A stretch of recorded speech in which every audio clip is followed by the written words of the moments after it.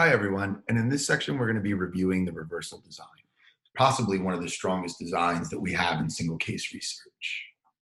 So the reversal design, essentially the reason it's called that is there are phases, and there's always going to be at least two different treatments, or a baseline and one treatment, that you're going to have a baseline, put in a treatment, remove the treatment, go back to baseline, so on and so forth.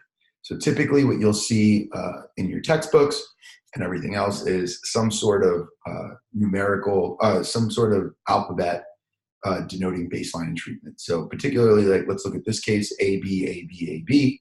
A equals baseline and B equals treatment. So if we were following this model and we were going to use a reversal design, we would start with baseline, then we would put in a treatment, then we would remove treatment, put baseline back, put the treatment back, remove the treatment, so on and so forth. So we're going back and forth. And that's generally the idea behind the reversal design. One of the benefits is, as I said earlier, it's a very strong design, possibly the strongest one. You'll know you have a functional relation when the treatment phase has a different level, trend, and latency to change than a baseline phase. So essentially what you're saying is, all right, when I put this thing in and I leave baseline, there's a difference. And then I take that thing away, I go back to baseline, and the behavior changes back to baseline levels. The more times you take out the intervention and put it back, and the more times that's replicated, that makes your treatment appear as if it's much more likely to cause the behavior change. So you want to do that as often as possible. Some things to know is oftentimes when you're doing a reversal design, there will be some modification or a different treatment. And then if you do that, it would just require a different letter to denote it. So for example, here you'll see ABC, ABAC. A still equals baseline, B would equal treatment 1, C would equal treatment 2. So to walk you through this, you begin collecting data in baseline, that's the first A, and then you would move to treatment 1, then you would move to treatment 2, then you would return to baseline, then you would move to treatment 1, return to baseline, and move to treatment 2. The behavior should appear as if it's changing to baseline levels each time it goes back to baseline. Now, some folks will say, and they would be correct, that for certain behaviors it would be bad to start with baseline. That is true. And starting with baseline is not a requirement, but generally speaking in the literature, that's likely what you'll do.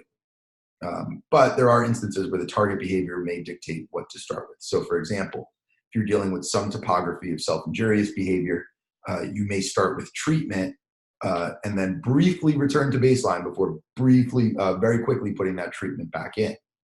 You'll be able, and SIV is probably not the best ethical example, but nonetheless, it demonstrates the idea that you could start with a treatment, in which case it would go BA. The big idea is you don't have to start with a baseline. Also, when you're going, and we're going to look at a graph, it's going to be the same one from the baseline video that hopefully you saw earlier, but the baseline doesn't have to be as long in the subsequent phases. So let's say you have 5 data points in baseline for phase 1, and then you put your treatment in, you withdraw. You might only withdraw it for 3 data points the second time around. All you're looking to see is, if you remove the treatment, what will the behavior do? Now, if your intervention is effective, what it should do is go back to baseline levels. So here's the same graph we looked at in the baseline video.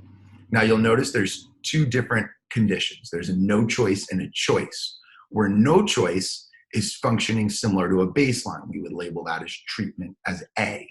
Choice would be B. So here you have an A, B, A, B. Why? Because it's no choice, choice, no choice, choice, A, B, A, B. Now notice that when you put the choice condition in, and this is an undesirable behavior, so we want it to go down, you notice right away that in the first choice condition, the level is lower than the baseline condition. Also, if you look at the latency to change, which is the last data point in the no choice phase and the first data point in the first choice phase, is very drastic. And also, if you look at the trend in the choice condition, the behavior is going down. So that's a good sign. Well, Do we want to stop there? No, we want to know if the choice condition actually makes a difference. So we remove the choice.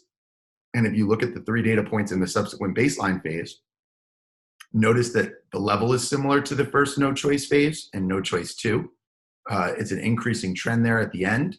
But even the lowest data point in the second baseline phase is as high as the highest data point in the first choice phase. So you can see that the behavior is following a similar pattern. And then we go back to the choice condition, and the behavior again goes back down to the choice, the first choice phase's level, trend, and stability.